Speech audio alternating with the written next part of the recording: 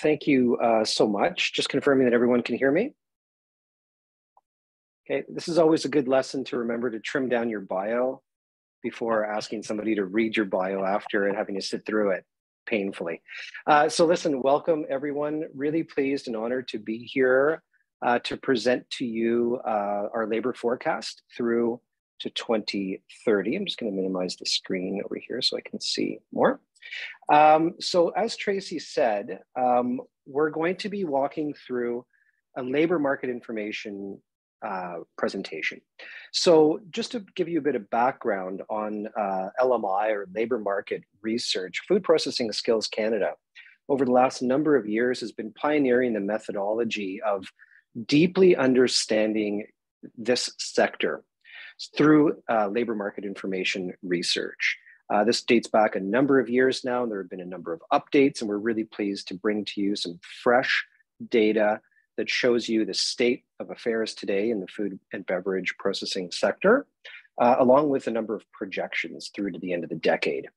The research is squarely focused always on looking to inform the sector and to deliver to you an insight into the challenges, but also the opportunities that face your workforce and the workforces across the sector. So what we're going to cover here today will be fourfold broadly. It's a narrative that is supported by the research that we've collected. So we want to bring to you a sense of where we sit today in terms of the labor situation, where vacancies are, and the cost of these vacancies to the industry. We want to do a bit of a deep dive on retirement trajectories through to the end of the decade. It's critically important to understand how many workers are going to be exiting the workforce, and also how that differs at a subsector level across the overall food and beverage sector. We want to bring to you a sense of overall Canadian population forecasts and what that means for the industry and your business. And then again, a bit of a deep dive on the number of new workers that are needed to fill the workforce in terms of its replacement needs, but also expansion in terms of growth. But first, let's ensure that we understand where the data is coming from. As I paint a picture supported by these data, it's always imperative to understand the methodology behind the data that I'm talking to you about. So the heavy lift, as in most of the data that you'll see here in this presentation today, comes from the new 2022 Labor Market Information Study that was brought together through a custom demand and supply model conducted by Prism Economics and Analysis. They draw on data from Statistics Canada, the Center for Spatial Economics, IMF data, OECD data, UN data, to create a supply and demand model specifically for the food and processing, beverage processing sector. This is a model that they have run for this sector and refined a number of times over the past number of years. Prism is a close collaborator in our labor market information research over the last number of years.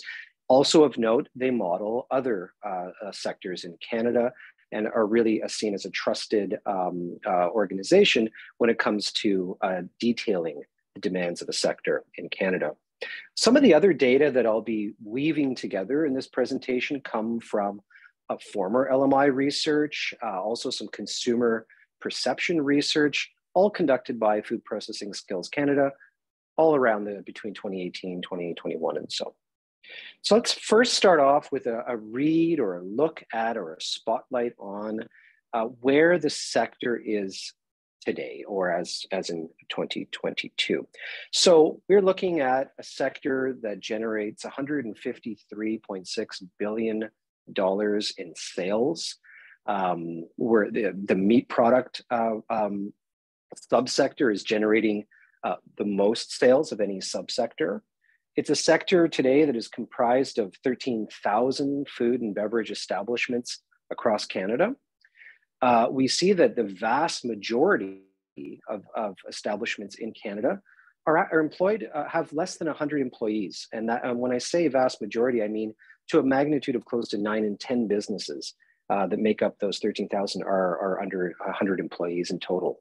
As of 2022, The sector was modeled at having 300,000 employees directly in the sector. The sector itself accounts for fully 18% of all manufacturing in Canada, which represents 2% of our national GDP. It's a complex sector. There are 11 subsectors, many organizations and many small organizations, which makes the complexity of measuring the sector that much more challenging. In total, we're looking at $54.3 billion in exports, which accounts for almost 1 in 10 export dollars nationally, so 7% there. And overall, the sector contributed to $35 billion in national GDP. So any one of those measures taken alone, clearly all of them pulled together, paints a picture of a critical sector that is without a doubt, an absolute powerhouse in our economy, and one that needs to be have a spotlight on and paid attention to. So let's do a little bit of large scale market trends analysis first to kind of look at the environment in which the sector is operating in. So first of all, from an overall economic standpoint, the recent labor market information study, this recent LMI, modeled GDP across to the end of the reporting period, which is to the end of the decade 2030.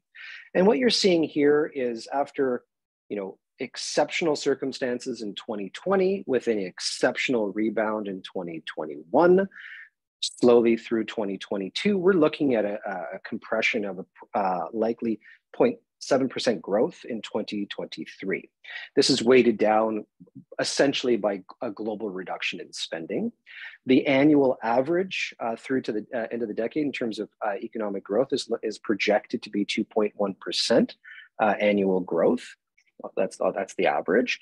And the economy is anticipated really to sort of bounce back upward into 24, as you can see here on the chart, and then ultimately level out across those next number of years. We see also that a critical context to always keep in mind is that there is a growing global demand for food, which drives the importance increasingly so for this sector. By 2050, the global food demand is expected to increase by roughly 70%, which applies a significant amount of pressure on this Canadian industry to grow production. From a strategic point of view, the agri-food strategy table has set ambitious growth targets of $85 billion in exports by 2025, which, as you saw from a moment ago, there's a significant delta to get there. And the sector provides a vital role, essentially, in feeding our people. So in providing safe, quality food and beverage for Canadians, but also for citizens around the world. So a great number of pressures. And it's in this context that we see the ground shifting under our feet. So we know that consumer preferences are evolving. We know, certainly in the short term, that inflationary pressures are causing a number of knock-on effects. Household spending has become more selective around food, or there have been cutbacks. Businesses equally are feeling more cautious in an environment where we need to have ambitious growth. So we see inflationary pressures causing a number of knock-on effects.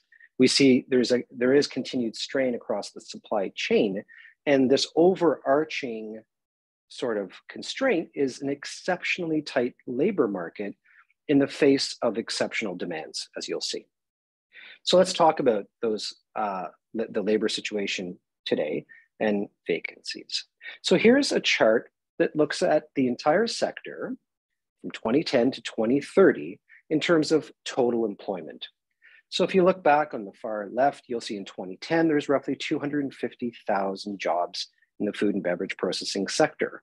If you look at where the reticle intersects now, 2022, that climbed to 300,000 by 2022. The shading, the different colors are the subsectors, so they add up to total employment. So you'll see the major subsectors are colored on their own, and then there's the top light green. It's kind of all others combined.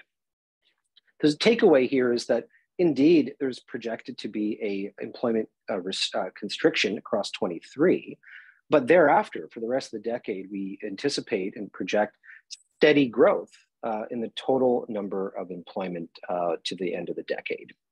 So as you can see, as of 2022, the food and beverage processing sector employed approximately 300,000 workers.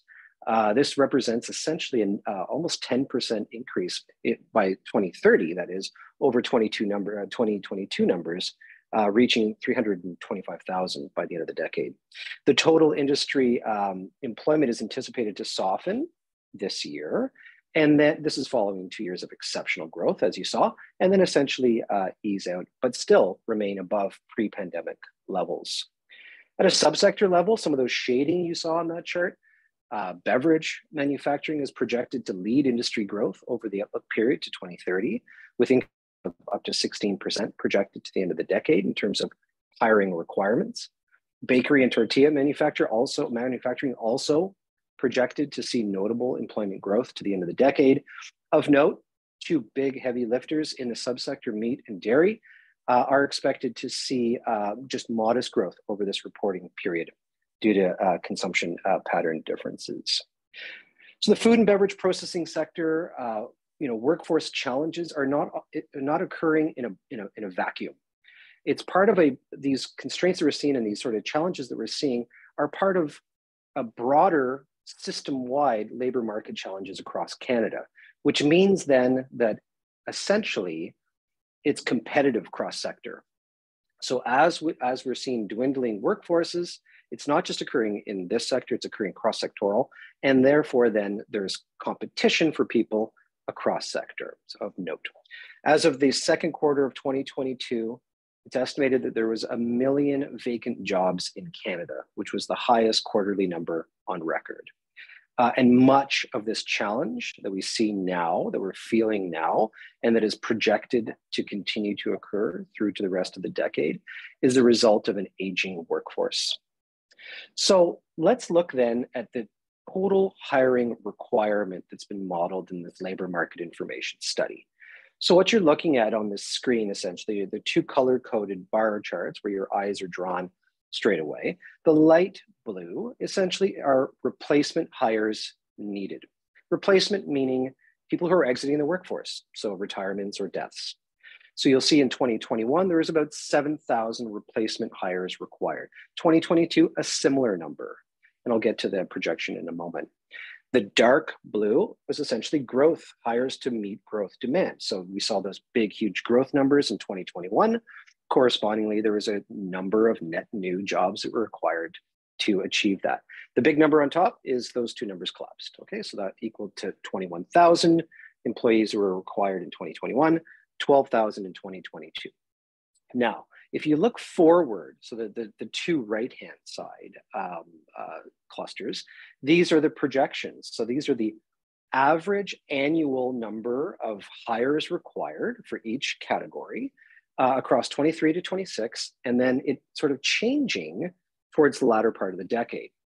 So you'll see that in 2023, on average, there'll be an annual average requirement of about, so again, 23 to 26, of about 11,500 workers per year. And that number stays largely the same in the 27 to 30 reporting period in terms of the projection. However, the distribution thereof changes. So as you get towards the end of the decade, you're looking at a need for more replacement hires. So the total number of hires for replacements growing because more people will be exiting the workforce due to death or retirement. So hiring requirements consider both industry growth and also replacement needs for retired or those deaths. So replacement demand, okay, that replacement piece really is the driving component of hiring requirements to the end of the decade.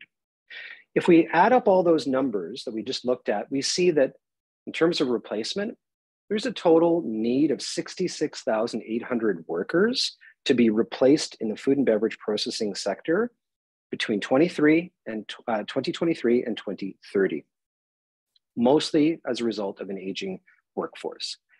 These demands, as you saw, are accelerating towards the end of the month, end of the decade. Accounting for both industry growth, so that growth projection, and also the aging workforce, if you add those numbers together, you end up with an estimated need of 92,500 workers between 2023 and 2030 to replace those that are exiting the workforce and account for the modest growth that we're seeing across the sector. So it's 92,500 workers required for status quo and projected growth for the workforce.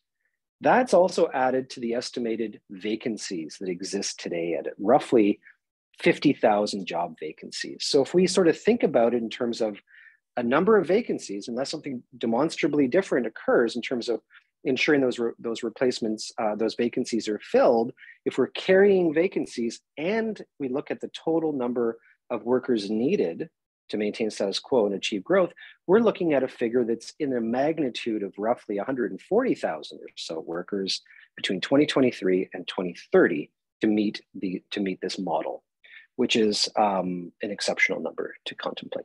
This is also in the face of a number of challenges for the sector. So we need a demonstrably large number of people, and there are some systematic issues. One being that employers in the sector, in research that we've conducted, almost 7 in 10, 68% reported recruitment challenges, and they characterize those recruitment challenges as persistent and ongoing. I'm sure many of you here on the call know exactly what I'm talking about. And not unsurprisingly, given the sheer number of smaller organizations in the sector, almost 4 in 10 companies in the sector or organizations in the sector, they don't have dedicated human resource capabilities in-house. So not only is the market difficult, but from a labor perspective, but there's functionally inside their own workplaces, it's very hard to structurally find the people with their own competencies. Not only that, we know from some of our recent research as well that almost half of consumers have little or no awareness of the industry. So food processing jobs are not top of mind.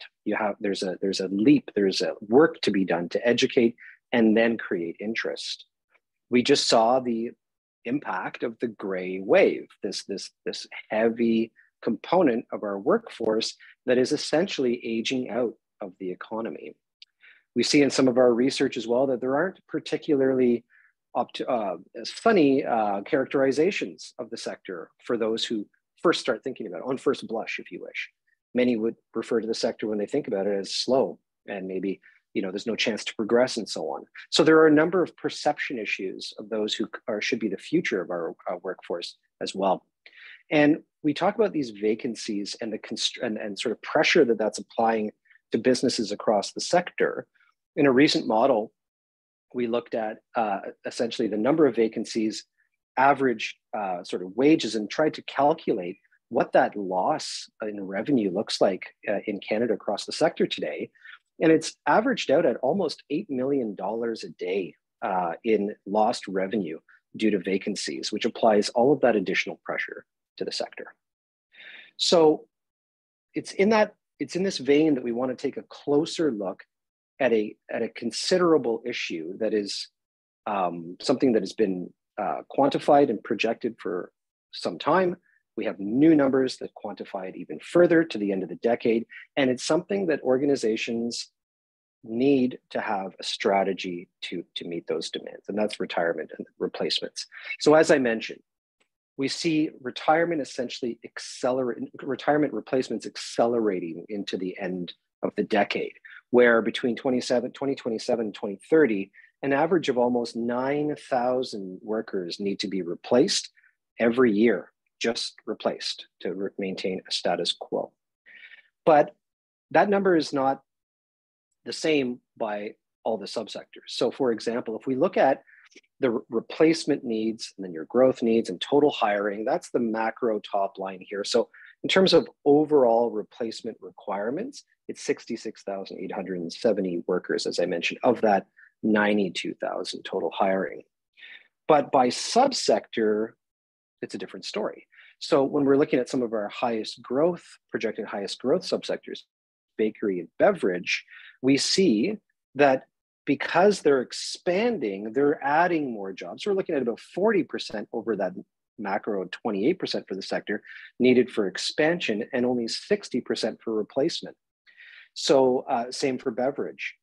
Dairy, 74%, so about the sector average in terms of your total hiring requirement for dairy, which is 8,429 in the model, 74% of those hires are due to replacements. But look down one level, if we want to look here at meat product manufacturing, arguably one of the biggest economic drivers in the sector. And we see that due to an aging workforce and a projected lower growth overall across the period to the end of the decade, fully 86% of their hiring requirements, so 13,940, are coming from replacement hires across the sector, which is a massive consideration for that sector. You'll see seafood production slightly above the average, and then we have other.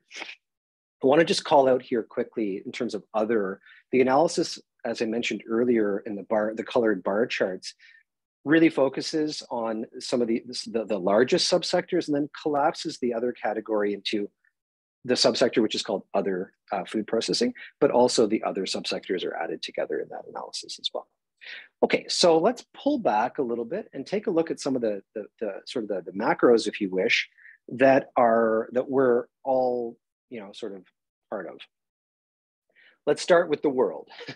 So let's look at population projections to the end of the decade globally. And what you see here is that by the end of the decade, they're modeling over 10 billion people on this fair planet of ours. 8 in 10 will be coming from Asia and Africa. So explosive population growth across those markets.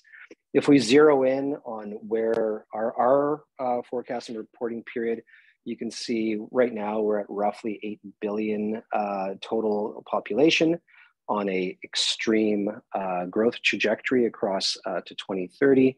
And we're sitting inside this North America piece and looking at population growth in Canada in our model that looks like this, where essentially we're anticipating a net growth to 42 million Canadians by the end of the decade.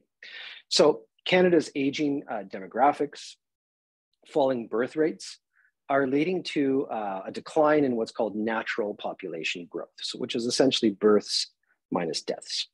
So natural population growth is anticipated to continue to decline through the projection period to the end of the decade, and then and increasingly thereafter as well. So the main driver of net population growth is going to come from immigration, certainly through the rest of the decade. Here's a chart that pulls from StatsCan that looks at annual average growth rates back to 1850 all the way to projected to 2060. Highlighted here is our reporting period, where we're looking at essentially roughly 2011, let's say to the end of 2030. What you see here in the dark blue is that natural increase. So again, that how much of our population growth is accounted for through natural increases, as in more birth than death. And you can see that dark blue line coming across post-war all the way through to today, where we're seeing essentially the dark blue line, that natural increase, essentially trending to zero by, let's say, 2060 or so. And migratory increases or immigration growing. So it's just a visual way of looking at that decline in natural and growth overall. The acceleration of growth is slowing, also projected to slow overall. And that the takeaway is that most of the growth will be accounted for through immigration. So Canada's immigration targets are increasing. So they've increased from 300,000 a year in 2016 to 500,000 by 2025. And as I mentioned, based on some of these targets, the population is expected to exceed 42 million in Canada by 2030, which is in fact a 10% increase over the population in 2021. So just a whole lot more people that are coming into the environment that need to be tapped into. So we see the model show some of the strongest growth expected in PEI and British Columbia. So, many people, especially post-pandemic, and that tightening of the labor force have talked about, like, where are all the people? Where have they all gone? And this analysis is really, really clear. It's nothing, outside of some minor anomalies related to the pandemic. It really is sort of the slowest moving train on the planet in terms of our demographics. This is a quote that I love from a fellow on the future of workers who says, this population crunch, this aging workforce, it's predictable 60 and 65 years ago. So this has been modeled for the longest time, but yet from a policy perspective, and that trickling down into many of our sectors, we're feeling it now, which is causing us to consider what to do about it now. But the reality is, it is modeled, it has been modeled, and it continues to be modeled, where there's just a vast number of Canadians exiting the workforce due to age or other reasons, and that need to be replaced to maintain the status quo, let alone grow. So let's look again at some of those needs for new workers, where they're going to come from, and where we have some opportunity and potentially some recommendations. So as I mentioned, that total number could be kind of spitballed at about 140,000 total workers that are needed to between 2023 and 2030. We're seeing in this environment that companies are experiencing historic levels of vacancies and are struggling to operate efficiently as a result. We know there's a lot of innovation on the horizon. We see a lot of chatter all of a sudden about certain types of innovation that are really exciting, but how does that translate to this sector? Who knows? But how much it alleviates there's no question that it alleviates some, but there is still a fundamental need for more hiring through the food and beverage processing sector. And certainly I can attest to the model that the PRISM Group has put together factors in increased productivity, factors in innovation and so on, and still is calling for that volume of workers. So regardless, we're looking at a substantial number of hires and individuals that are required. And all of this is applying a huge amount of impact or pressure on our ability to meet our global export goals and to continue to deliver safe food, quality food and beverage, and safe beverage to Canadians here in Canada as well.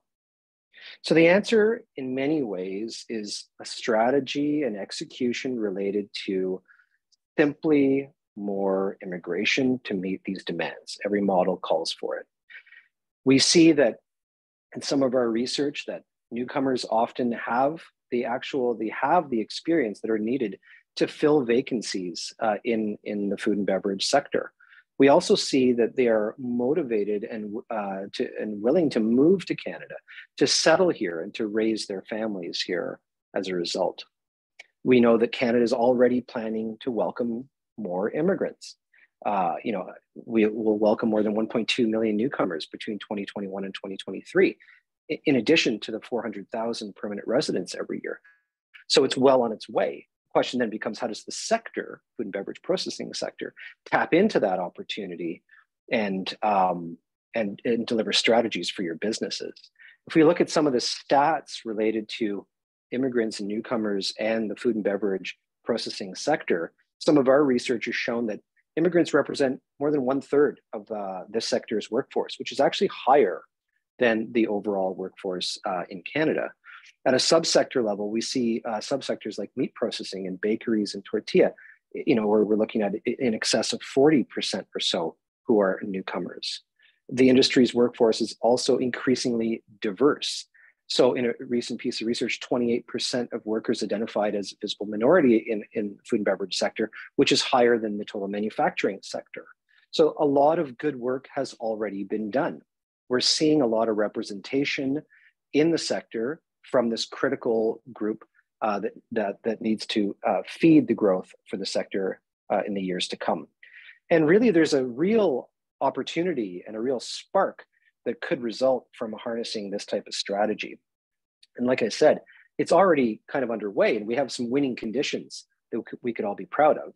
in some recent research that we conducted, 44% of food and beverage manufacturers said that they are making a concerted effort to recruit newcomers.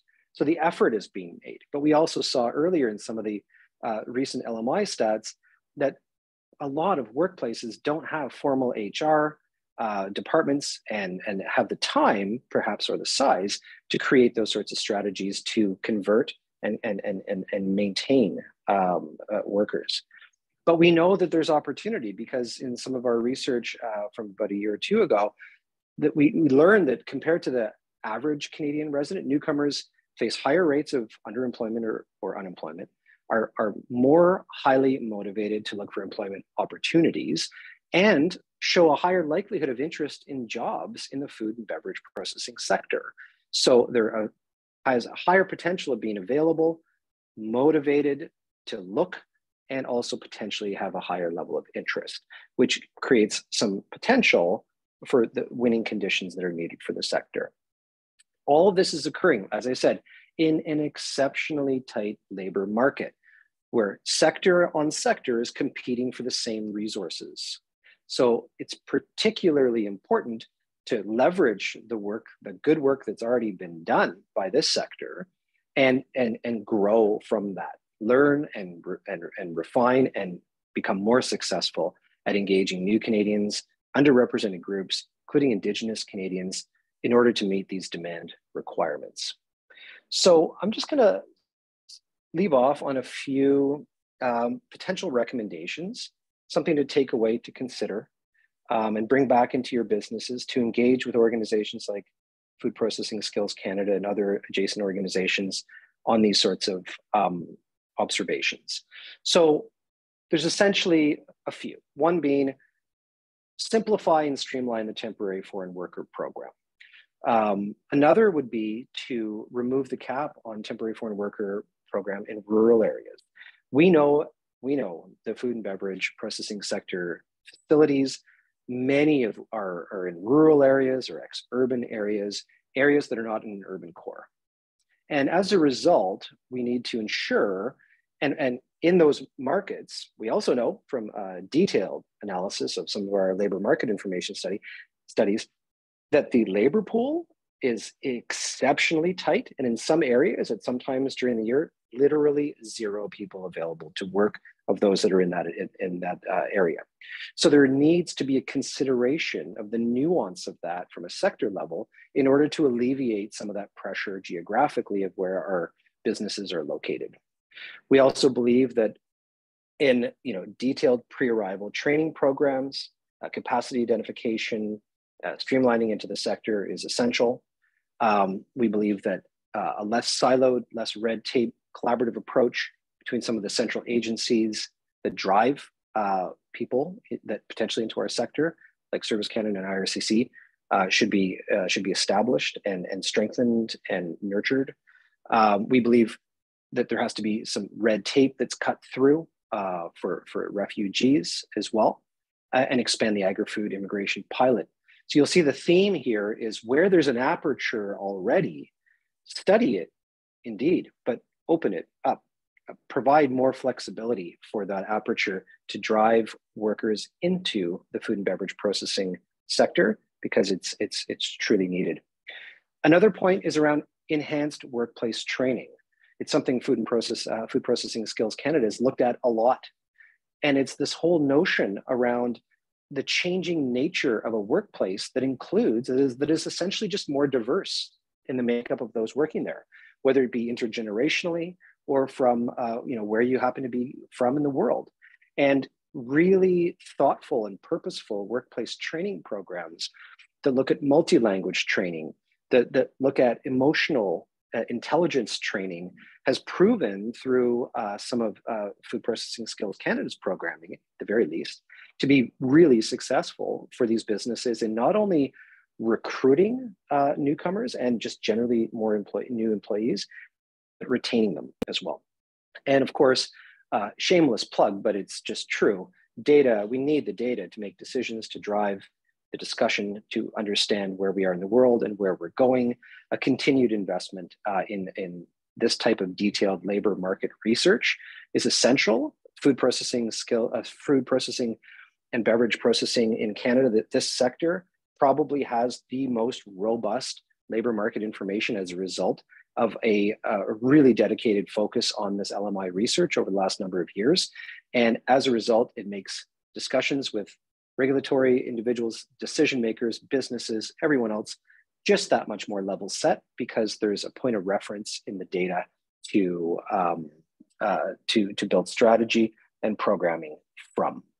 So it's with that I'd like to just say, you know, stay tuned, if you wish, to Food Processing Skills Canada. They have a lot on the go this programming is designed in many ways to add value to you and your business, and to which then of course creates value system-wide for the sector.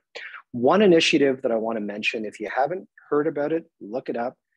If you haven't signed up for it, I encourage you to sign up for it if you're eligible. It's a rapid results panel. This is a really cool idea of sort of pulse checking through research, you know, collecting the wisdom of food processing and beverage processing industry leaders across Canada, where we're going to pulse survey and find out about, throughout the year and a half, we're going to find out about, you know, key issues like labor shortages, immigration, supply chain disruptions, inflation, et cetera. So it really will give us this evolving view at a much higher resolution than some of the big Statistics Canada data or other big studies. It's going to give us insight into sort of the evolving needs of the sector and deliver back to you some really interesting insights about where businesses are in the sector today. What are some of the major barriers? What are they doing about it? How are they addressing that? How are they being successful? Which could, of course, deliver a lot of insight to you as a business. The other initiative is just actually people. So there's the SWPP, Student Work Placement Program, that's put on by FPSC. It's literally an incentivized environment where they will match people to businesses. So it's a pipeline for people.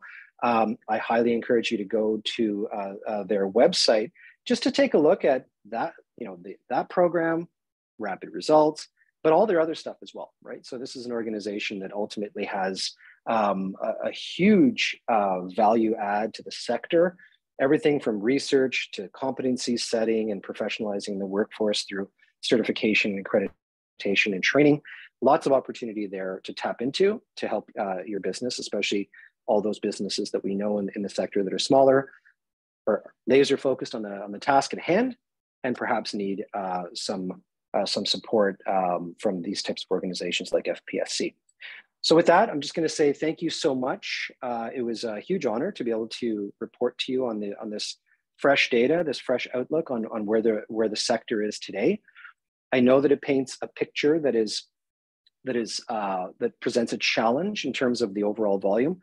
All sectors are feeling the same way, which makes it increasingly competitive as well. But I do encourage everyone to dive into the resources that are available, presentations like this and others, to help inform some of your own business decisions and help you look for and retain quality people in the years ahead. So with that, I'll stop sharing screen and I will, oh, there we go. And I'll pass it back to the good folks at FPSC to moderate any questions or discussion. Thank you. Perfect. Thank you so much, Elliott. Now is the time to pop any questions you might have for Elliott in the Q&A. In the bottom bar of Zoom, you should see the Q&A little chat bubble, and that'll pop up the Q&A for you, and you can type in whatever you would like to ask Elliott. So I'm just going to start asking questions. Okay, first question. Recruiting immigrants is going to be important to meeting the labor challenge. Do you have any tips on how to reach them or how to help them integrate into the workplace? Yeah, so some of our research, it was a few years ago, we did a really in-depth piece of research for FPSC that looked at a lot of these sorts of issues. And what we learned is that newcomers to Canada actually rely on online search methods for job search, more so than other workers on average. So there's an opportunity to leverage those channels. LinkedIn in particular is a very successful channel for that audience. And sort of like in terms of the integration piece, like I mentioned earlier, there's been some really compelling evaluation of some of the programs that FPSC that you guys have put on that looks at slight like non-traditional training in the workplace to encourage and also retain. And I mean, emotional intelligence is been super successful from what I understand. That's something that, and multi-language training as well. So being able to feature that as part of your value proposition when you're bringing in new hires and to help to cultivate and retain, I think will demonstrate that you're thinking outside. You're not just kind of doing the same thing over and over again. You're thinking outside the box. You're being really purposeful, reflective of the needs of your diverse workforce. And I think it has a really good chance of attracting people and retaining people. Perfect. Thank you so much. The next question is, what role do you think automation can play in meeting the labor challenge? Yeah, it's very topical these days with the magic of ChatGPT and these other generative AIs that have just kind of seemingly popped out of nowhere. Indeed, we looked at innovation and automation in some of our research, and we know that innovation and automation could account for up to 20% of total number if adopted systematically. But we also know that there's a lot of complexity in the types of food manufacturing that we have in Canada it's difficult to automate. So it's some, especially around meat and some seafood processing, it's very difficult cross species to automate some of those processes. So we know it's a challenge. We know there's a huge amount of opportunity ahead, and that the world is changing seemingly day by day.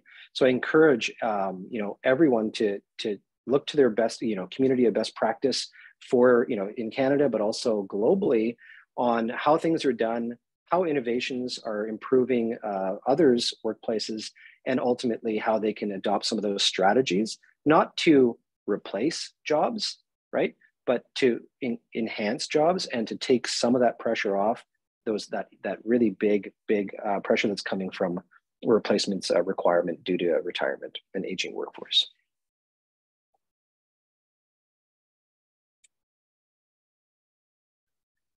Thank you for that, Elliott. Really appreciate it. Yeah, pleasure. Okay, so we can take the next question. So I think this was covered by Kevin in regards to the 67K. So I'll maybe skip over that. But there was another question on that in regards to the FBM being special or facing similar issues to other sectors.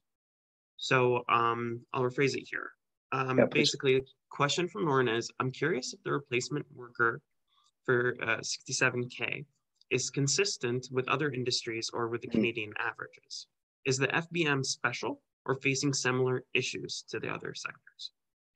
Well, I'm going to start, but I'll pass it to Kevin because he's also really close to this. I don't have that comparator in the analyses that we've brought together on that. So I'm not going to comment on how different the sector is to other sectors. There's a number of challenges across, but I'll pass it to Kevin to see if there's any insight. If there's sector to sector, certainly we see a lot of nuance subsector to subsector in the analyses, as I mentioned, but I don't know, Kevin, if there's any sort of macro sector to sector analysis that you've been privy to. We didn't do the retirement forecast nationwide, but I just did a quick back of the napkin calculation looking at workers over 54 years of age, so sort of in line to retire in the next decade. And we're looking at 23% for Canada. All of food and beverage manufacturing is 24.4%. So most of our sectors, of the subsectors, were in that range of 20 to 25%. There were two major outliers. Cannabis product manufacturing is only 13% over 54, so it's a really young workforce. Yeah. And seafood is the complete opposite at 41% over 54. Yeah. They're in the most dire straits, but I think by and large, we're in the range with the rest of the economy. But as you said, everybody's got a labor shortage, and so we're in direct competition with the rest of the economy. Correct.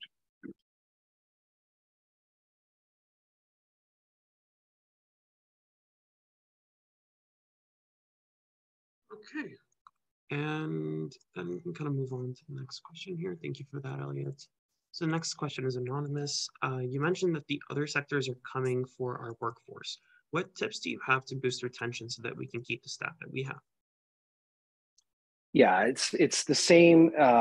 It's in line with some of the discussion that we've had around really tailoring your recruitment strategies and your training to meet the type of worker that you're recruiting. So that's multi-language, the emotional intelligence training, certification that is portable.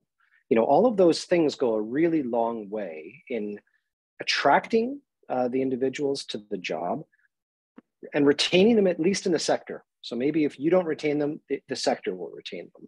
And to me, and to my mind, those sorts of efforts that speak squarely to those needs and presents the value proposition, we already know in many ways, based on the data that we looked at, that newcomers are over-indexed in the food and beverage processing sector already. So build on those strengths. Tell those stories about those success stories of where it's working, why it's working, and how, and delivering a meaningful experience for these individuals who are relocating to areas of the country that may not be urban centers, that may in fact be rural areas, and what that means.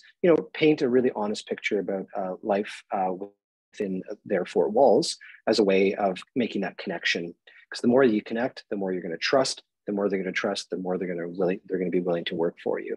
And I'm sure any sector could do this, but I just happen to know that food and beverage in some pockets is doing it really well, and they should build on that experience.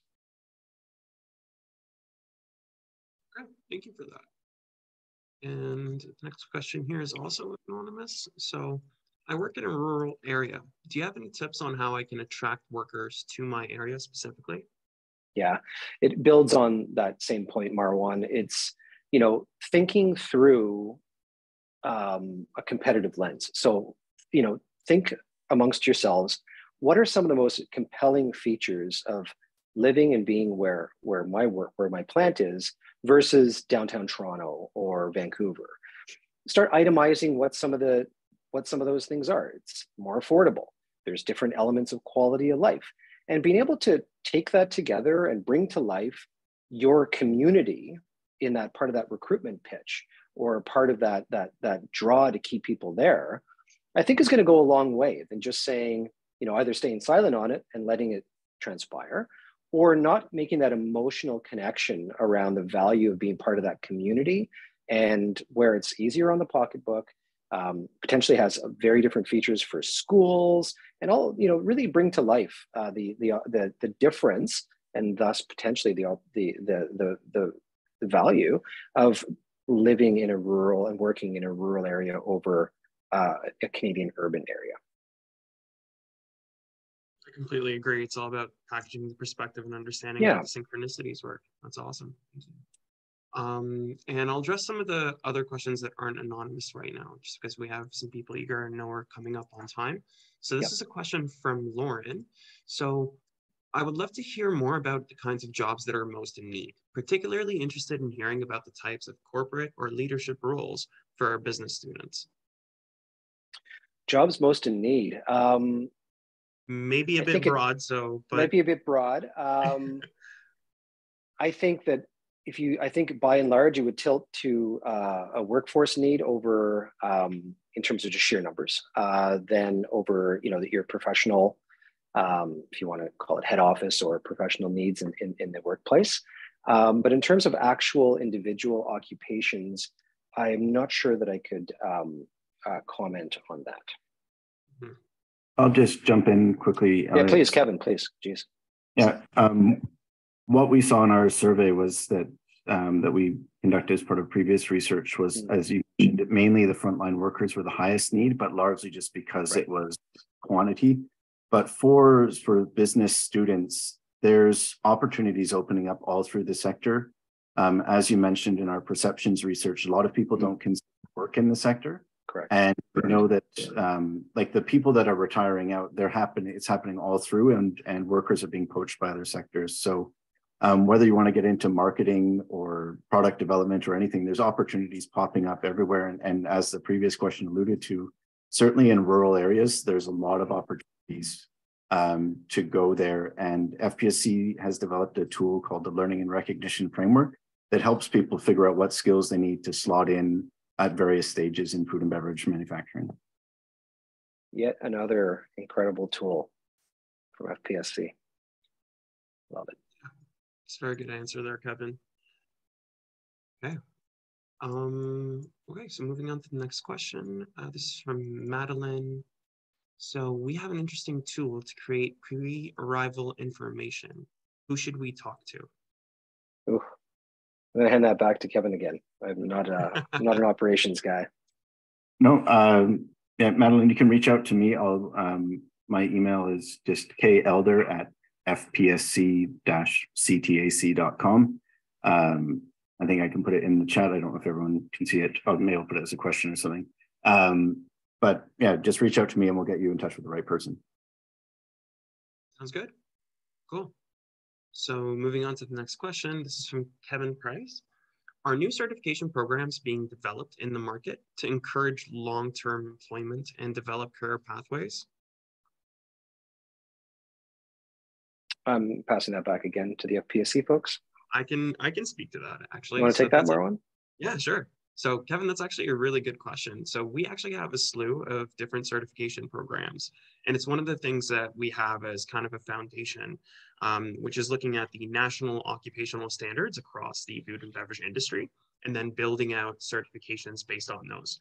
So at FPSC, we offer a couple of certification programs, and between projects, we are consistently working on developing new ones. And it's almost like a cyclical process in terms of looking at the new national occupational standards that we develop, seeing which ones of them can fit into certification, and then developing those through a process with the industry to make them available online, and look at the different venues and kind of stratagems that need to be addressed for the certification to be delivered effectively across the industry. So right now we offer programs for the industrial meat cutter program. So there's a level 1 that covers general meat cutting skills and food safety. There's a level 2 that covers the cutting. And there's another section of level 2, which focuses on slaughter specifically, that we're still working on. But we also have the HACCP certification. And we're also working on a certification for food production supervisors, which is really exciting for us. And we also have another certification for fish and seafood processing, and that covers crustaceans specifically, so your lobsters, crabs, and your shrimp. So there's a lot more details that we can go into there for the certification programs. So if anyone on the call is interested, please feel free to reach out to us, and we'll also be providing the emails for that alongside Kevin's here if you guys want to get in touch with us on that as well. So hopefully that answers your question. Okay, so we can move on to the next question here. So this is from Daniel.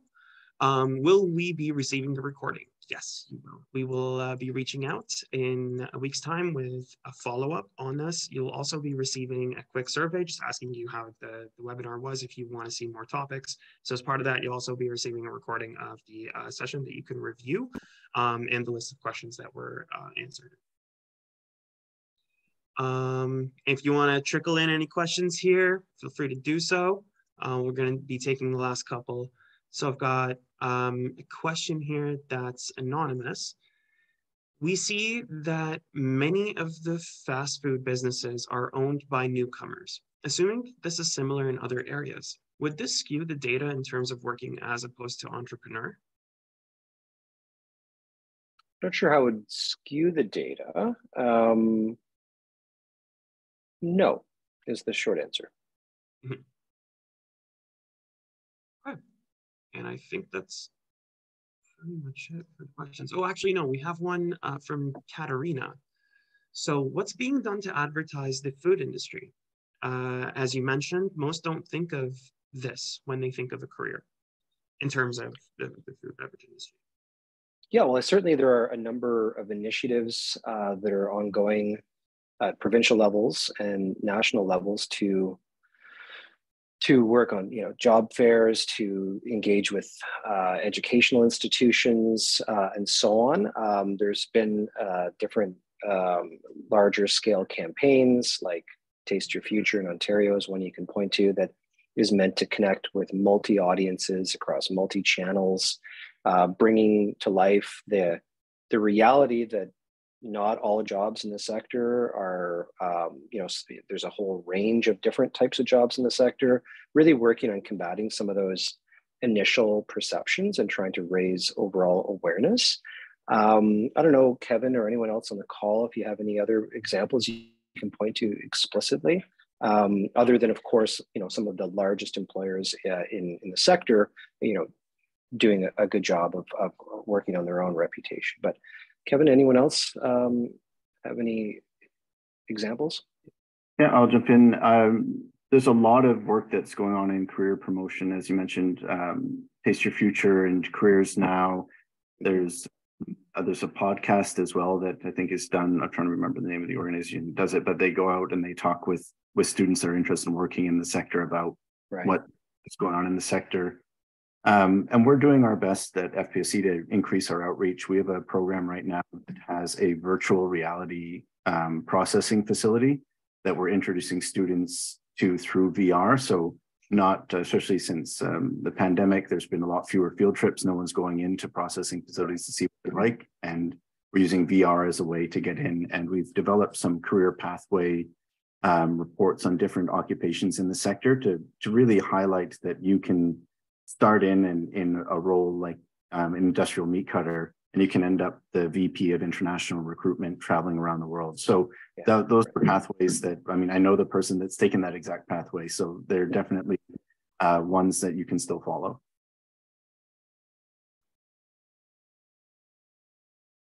Mm-hmm. And just to add on that as well, there's so many different programs and venues that we're looking into. This is a main kind of item for us across all of our projects, is to professionalize the food and beverage industry and make sure that people understand what kind of venues are available to them professionally here. So one of the things that Elliott spoke to, and honestly, we could do a whole other webinar on just everything that you could do with it, but the learning and recognition framework, or what we call the LRF, is like a huge piece of that, where we're basically building different frameworks across levels, starting from frontline workers all the way to managers, where you can look at the cross interactions between industries. So you have someone coming in from marketing that's been doing retail for 20 years, where they can very much merge into the food and beverage industry. There's a lot of programs and venues that we're seeking out to kind of educate some of, let's say, the Gen Z, Gen X, and Gen Y participants in terms of like kind of funner outlooks on a career wheel and a career map that can show you what you can do across the food and beverage industry in different sectors and different ways that you can kind of merge into it.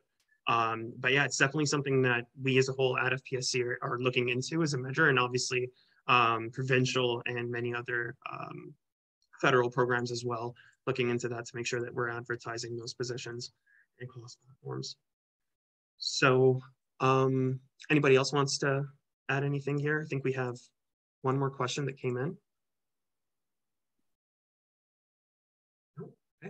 So moving on, I think the last question here is, it's anonymous. So with the rising cost of living, aren't wages a large reason why people don't go into manufacturing? People can't live on $15 per hour.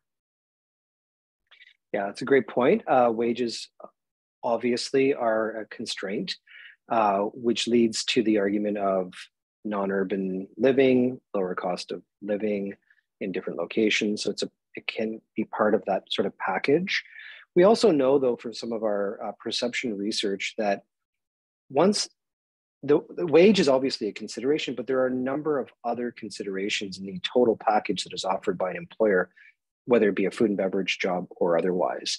So we have to think about that total package in addition to just the wage, and knowing that in many instances, the wage can't be adjusted. That is the amount that is essentially the ceiling for that particular organization. So looking at other things like learning opportunities, like professional development is huge for people. They want to know that they have a place and that workplace is investing in them and their future. So it's not just about, and again, whether you retain them long-term is one thing, but if you can contribute to them being retained long-term in the sector, then all that rising tide rises all boats. So it's looking at the total compensation package in addition, not just the wage itself, but some of the other benefits that you can bring to the workforce. Clever scheme on breaks, mentorship. There's a number of softer elements to that compensation package that can go a long way to attracting people that is outside of potentially a non-movable wage.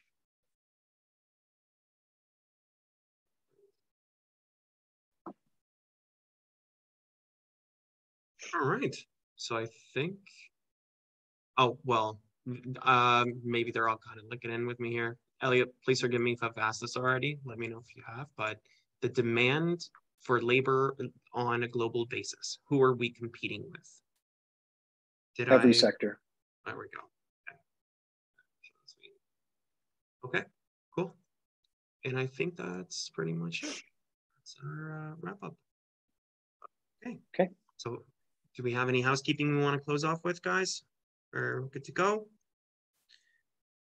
Okay. Well, as I mentioned already, we're going to be closing off, but we'll be following up with an email that will show you a recording of the webinar and the list of questions that we have discussed. And also, we'll send out an email for who to reach out to. We'll include Kevin's email as well as mine if you want to ask any more questions in regards to follow-ups for our programs and anything else. So I think that's pretty much it for me, and I want to thank you all for attending and joining us today. It's been great, and I want to thank Elliott again for taking the time to do so. So again, thank you all for attending, and hopefully we'll see you on the next sessions. Thank you very much. Take care. Bye. Thanks, everyone. Bye now.